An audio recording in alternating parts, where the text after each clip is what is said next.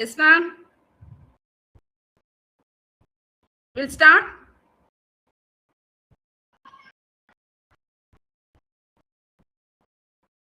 Asha ma'am start பண்ணட்டா?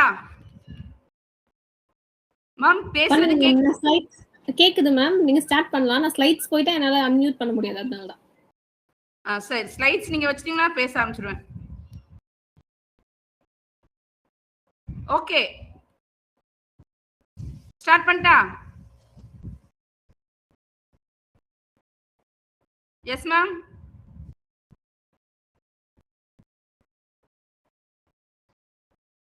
Slides தெரியல உங்களுக்கு? Ma'am தெரியல மேம். இப்போ ஓகே. இல்ல. Okay fine. நீங்க ஸ்டார்ட்னா பண்ணிடுவேன்.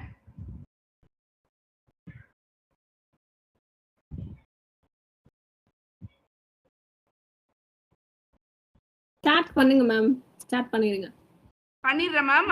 ஸ்லைட்ஸ் இப்போ வரல.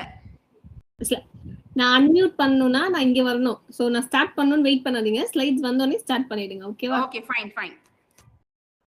Okay. Okay, so before we are going to the social pain and hurt pain 2. Actually நம்ம social pain, hurt pain 1 பார்த்தோம் இல்லீங்களா? இது வந்து 2. Actually இது அதோட part 2. நம்ம first பார்த்தது சும்மா ஒரு சின்ன recap பண்ணிட்டு then we'll go to the suppose some person may not be there previously இல்லாம இருந்தா அவங்களுக்கு ஒரு, அதாவது நம்ம போன கிளாஸ்ல நம்ம என்ன பார்த்தோமோ அதோட கண்டினியூஷன் தான் நம்ம இப்ப பார்க்க போற கிளாஸ். போன கிளாஸ்ல நம்ம பார்த்தது ஒண்ணும் இல்ல, இமோஷனல் பெயினும் நம்ம பாடியில அடிபடும் போது வர பிசிக்கல் பெயினும் அதோட பெயினோட எப்படி இருக்கும்னா ஒரே மாதிரி தான் இருக்கும். ஒரே மாதிரி தான் நம்மளோட பிரெயின் வந்து will perceive the pain as a same. ஏன்னா பாத்வே எல்லாமே சேமா தான் இருக்கும்.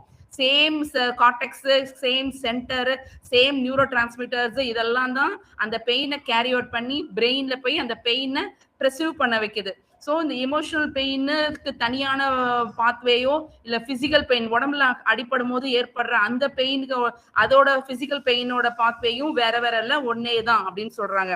அதே மாதிரி இங்க இன்னொன்னு என்ன நம்ம பார்த்தோம் போன கிளாஸ்லன்னா, அதாவது இன்ஃபிடிலிட்டி, அதாவது ஏமாத்துறது வந்து இமோஷனலா ஏமாத்தப்படும் போது அதோட ஹர்ட் ரொம்ப ஜாஸ்தியா இருக்கும். when sexual ஏமாத்தும் போது, அதாவது ஒரு பார்ட்னர் வந்து when they having the relationship வந்து அப்படின்னும் போது அதோட பாதிப்பு கம்மியா இருக்குமா. when emotionally when he loves someone then like neglect பண்ற மாதிரி இருக்கும், அந்த பாதிப்பு வந்து ரொம்ப ஜாஸ்தியா இருக்கும்னு பார்த்தோம்.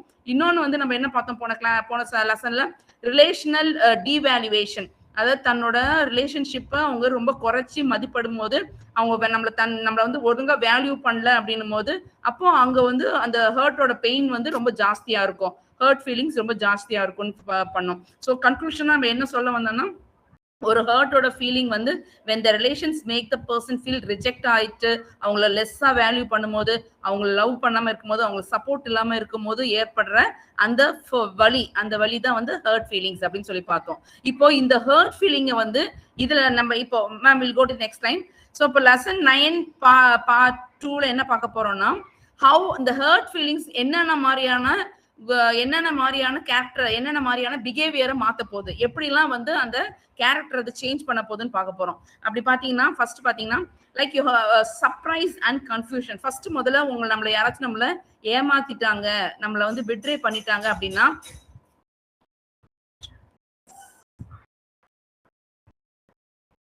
Excuse me,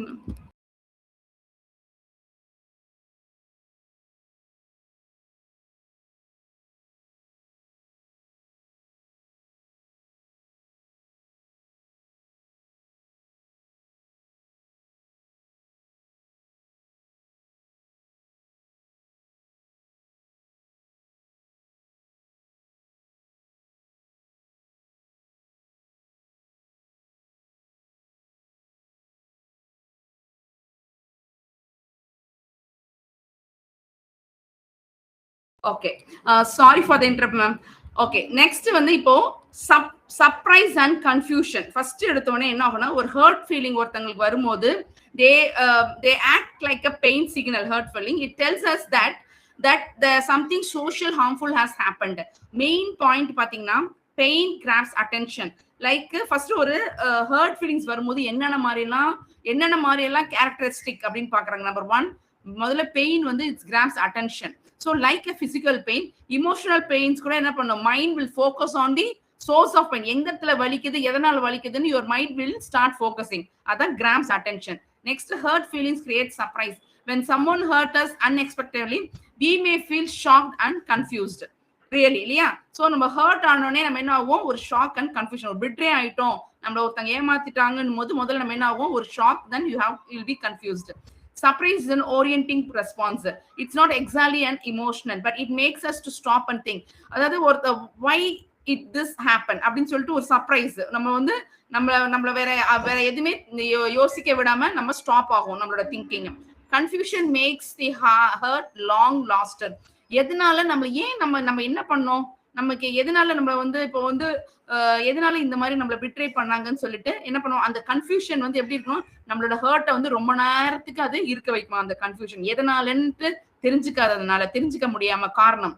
next, social pain affects self belief. The persons May start questioning am I lovable. என்ன ஆகும்னா, அந்த சோஷியல் பெயின் உண்மையாவே நம்ம வந்து நம்ம விரும்பக்கூடிய ஆள் இல்ல போல இருக்கு, நம்ம வந்து யாரையும் நம்ம வாழ்க்கையுமே யாரையும் நம்ம நம்ப கூடாது அப்படின்னு சொல்லிட்டு அவங்களே கொஸ்டின் கேட்க ஆரம்பிச்சுப்பாங்க.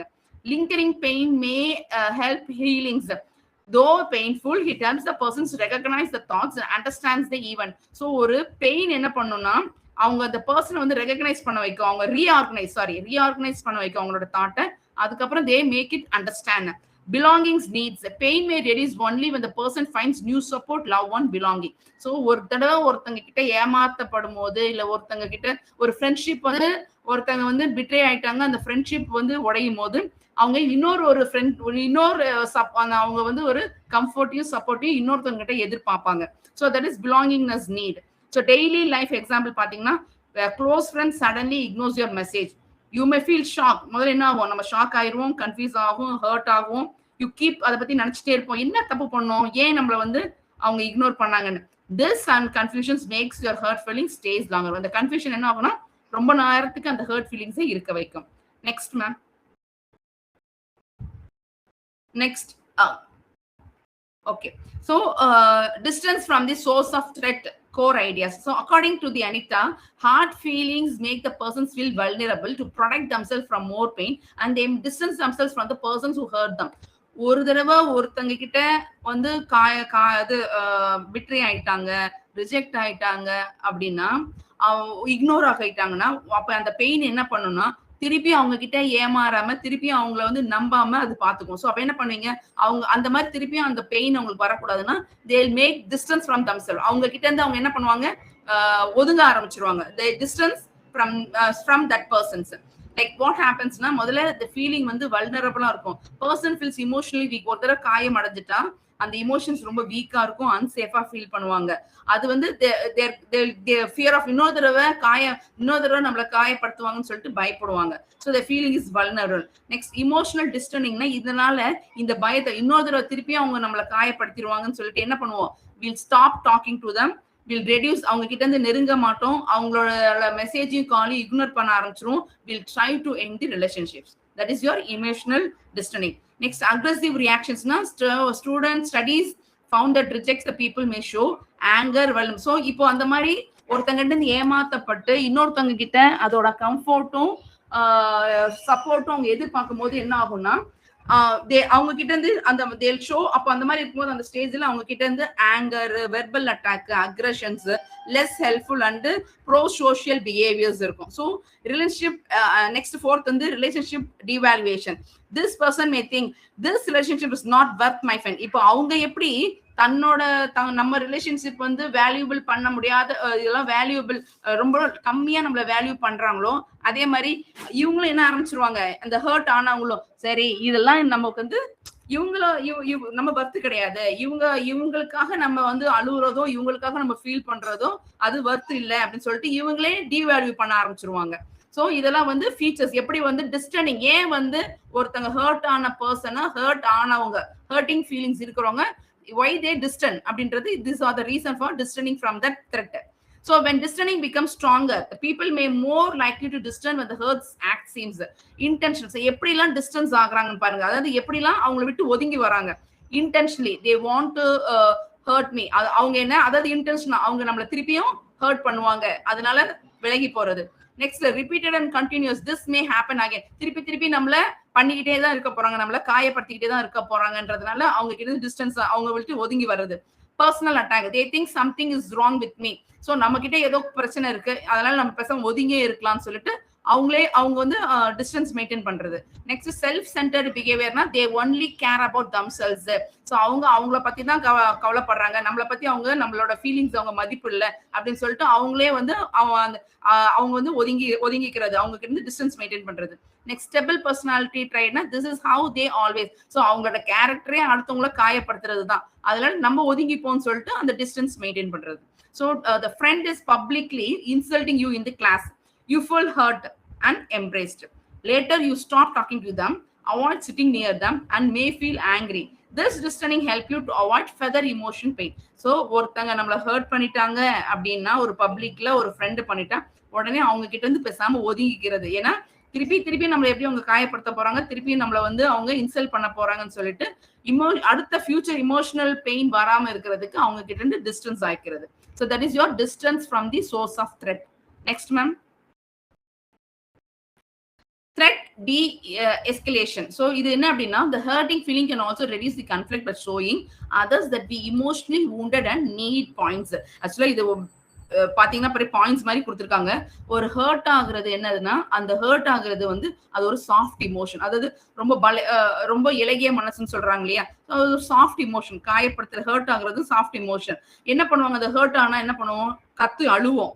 We try to comfort ourselves, like அழுவோம், ask for the support, we want comfort, we seek understanding, shows vulnerability, express hurts, tells others I am feeling weak. அவங்க அழ ஆரம்பிக்கும் போது, ஒரு ஹர்ட் ஆயிட்டோம் அப்படின்னா உடனே ஒரு அழுவோம். அழுதுக்கு அப்புறம் ஏன் நம்ம hurt ஆனோன்றத you express like I am feeling weak, I need care, please stop hurting me அப்படின்னு சொல்லிட்டு you will start telling that you got hurt. Then reduce your conflict. When others see someone crying or feeling deeply hurt, they may ஒருத்தங்க, அதாவது ரெண்டு பேர் சண்டை போடுறாங்க, ரெண்டு பேர் சண்டை போடும் போது நம்ம வீட்லயே பாத்தீங்கன்னா அக்கா தங்கச்சிங்க, தம்பிங்க, அண்ணன் தங்கச்சிங்க சண்டை போடும் போது பயங்கரமா சண்டை போடுவாங்க. ஆனா சண்டை போட்டு யாரு வந்து ஃபர்ஸ்ட் அழுகுறாங்களோ இல்லைன்னா ஃபர்ஸ்ட் யாருக்கு காயம் வந்து பிளட் வர வரைக்கும் சண்டை போடுவாங்க. அதுக்கப்புறம் they'll stop at the stage. So இதுல என்ன ஆகும்னா, யாரு பெயின் அழுகுறாங்களோ இல்லைன்னா ஹர்ட் ஆகி இல்லைன்னா ப்ளீடிங் ஆகுது இல்லைன்னா ஸ்கிராச்சஸ் ஆகும்போது, ஸோ இன்னொரு ஆப்போசிட் பார்ட்டி என்ன பண்ணுவாங்க, ஆட்டோமேட்டிக்கா they'll stop the fight and they'll start to, அவங்க கொஞ்சம் பயந்துட்டு ரெஸ்ட்லெஸ் ஆகி they'll start to சாரி நான் செய்ய மாட்டேன், ஐயோ நான் தெரியாம அடிச்சிட்டேன் அப்படின்னு சொல்லிட்டு they start comforting them. So அதுதான் வந்து ட்ரீட் ரீஎஸ்கலேஷன். அதாவது ஒரு எக்ஸாம்பிள் பாத்தீங்கன்னா, ஒரு ஹஸ்பண்ட் ஒய்ஃப் வந்து ஆர்கியூ பண்றாங்க. அப்போ ஒய்ஃப் வந்து பயங்கரமா அழ ஆரம்பிக்கிறாங்க. அழ ஆரம்பிச்சு, நீ என்ன திட்டுறது எனக்கு ரொம்ப அழுக வருது, நீ என்ன காயப்படுத்துற அப்படின்னு ஒய்ஃப் சொல்லும் போது ஹஸ்பண்ட் என்ன பண்ணுவாங்கன்னா, உடனே he stop fighting, he calms down and he makes her to calm down and he'll try to comfort them. புரியுதுங்களா? ஸோ இது பேர் என்னன்னா, you call this treat re-escalation. So but ஆக்சுவலா இது வந்து ஆக்சுவலா ஒரு ஒய்ஃப்ஸ் வந்து இது ஒரு கையில ஒரு இது மாதிரி வச்சிருக்காங்க. எடுத்தோடனே அழுத உடனே ஆட்டோமேட்டிக்கா என்ன ஆகும்னா, your argue will come to an end, அழுகுறத பார்த்த உடனே. Next ma'am.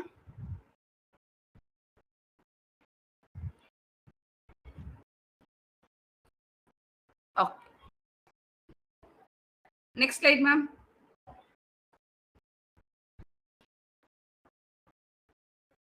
Okay, so pursuing the social connection.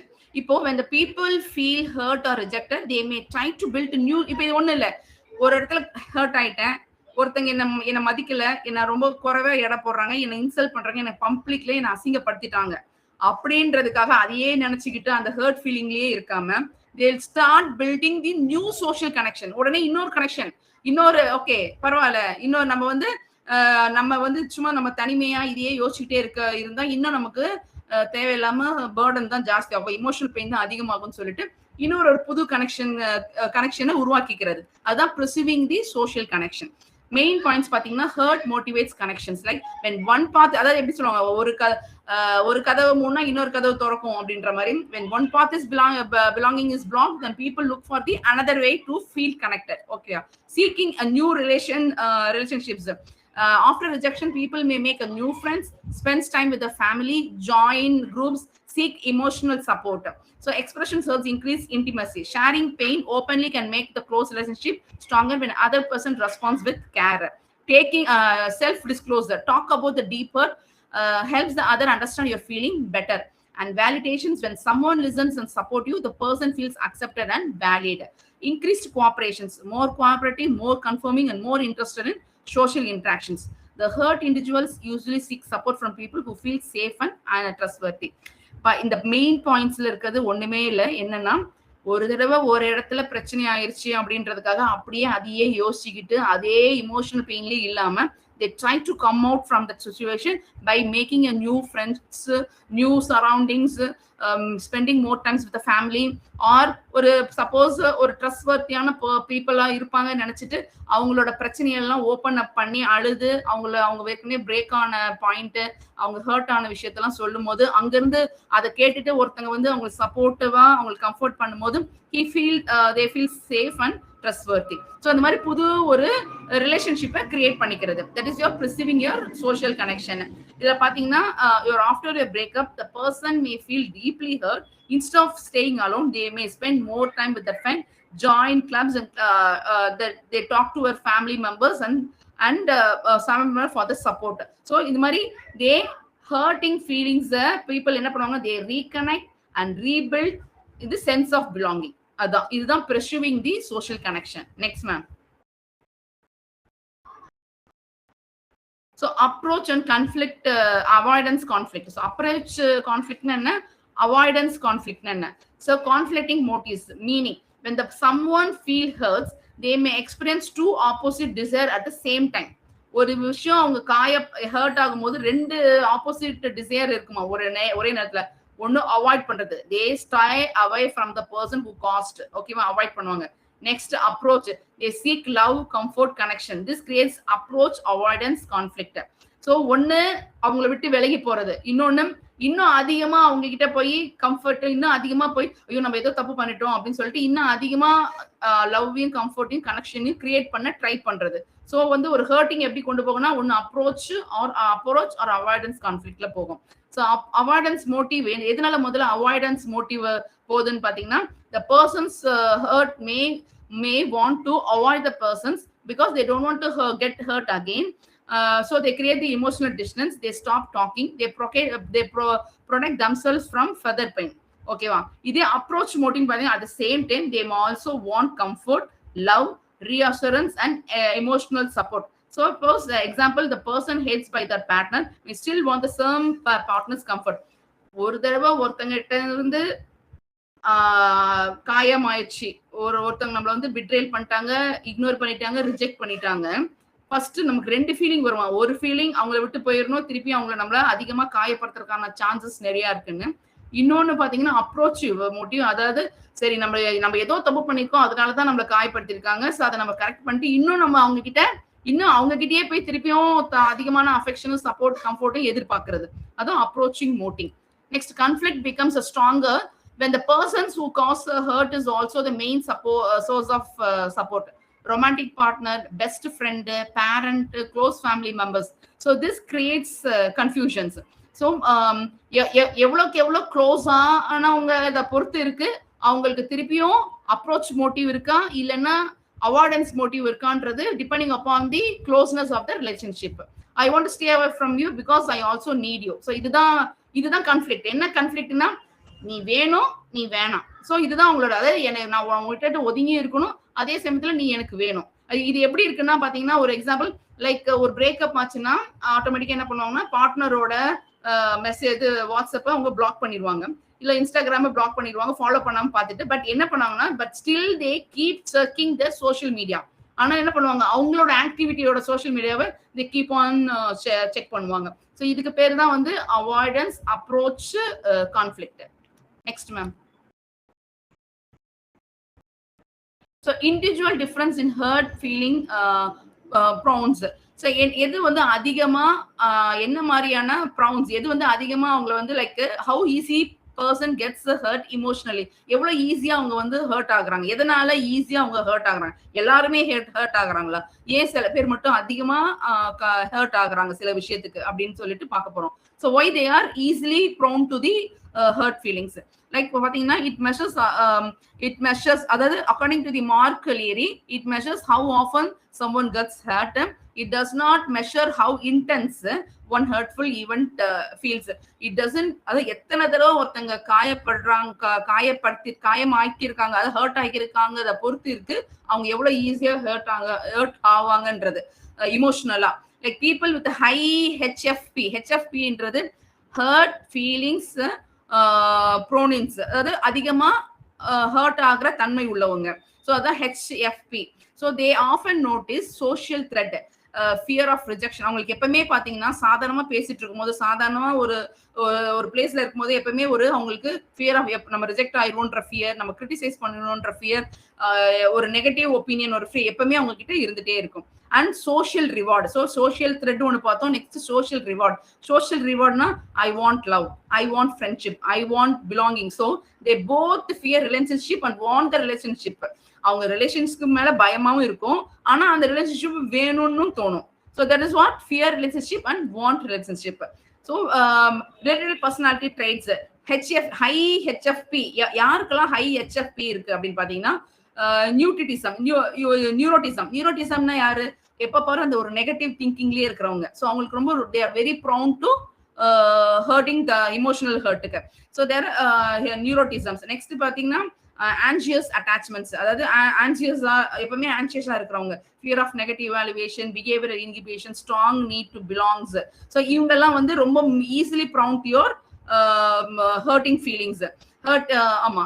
Next, they value the relationship more. The people high in HFP often value true friendship, mature love, emotional closeness, but because they are easily hurt.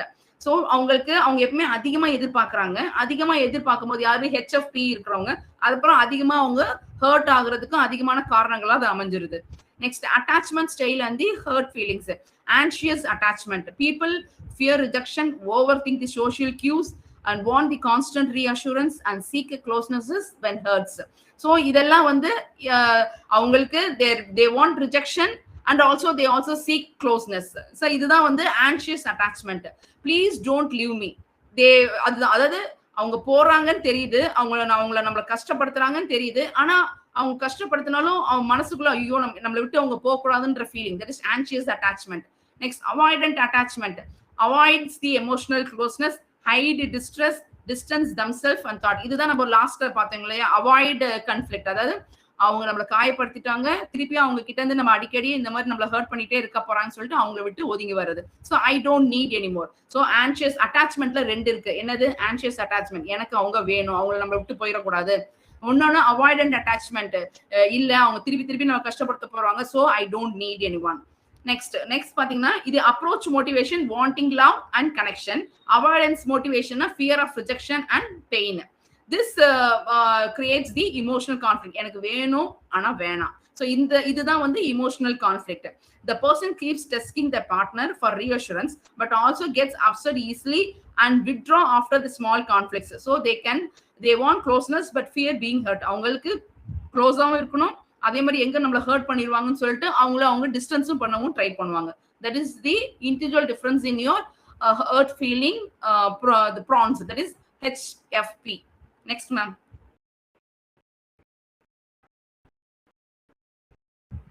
Okay.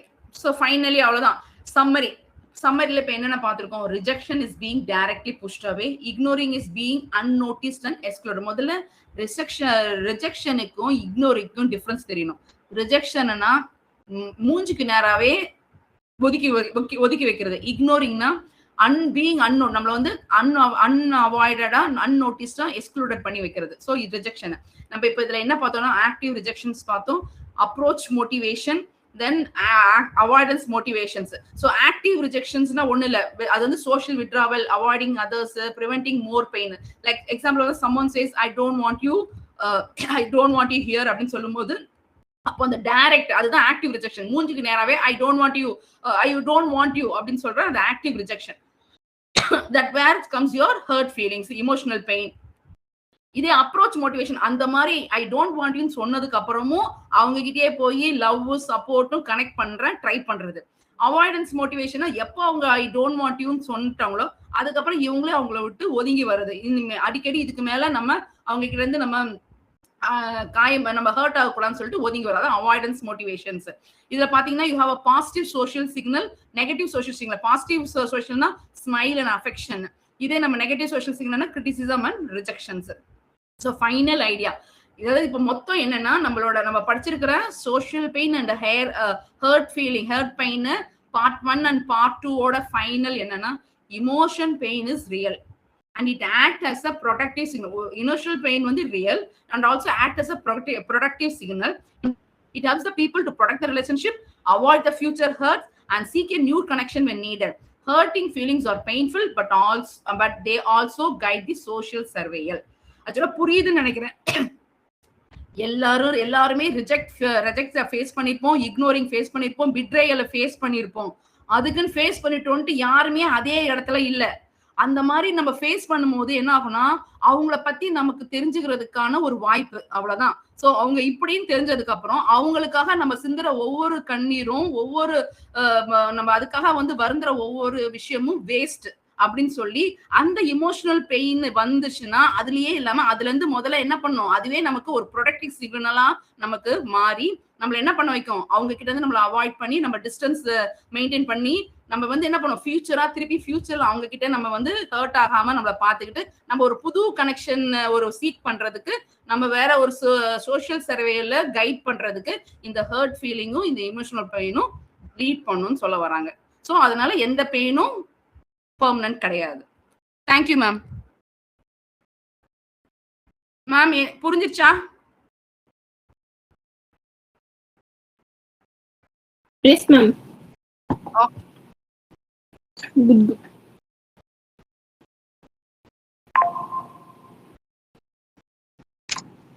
Any questions, anybody? Ma'am, good night. Bye. Yeah, bye, ma'am. Thank you. Ma'am, bye.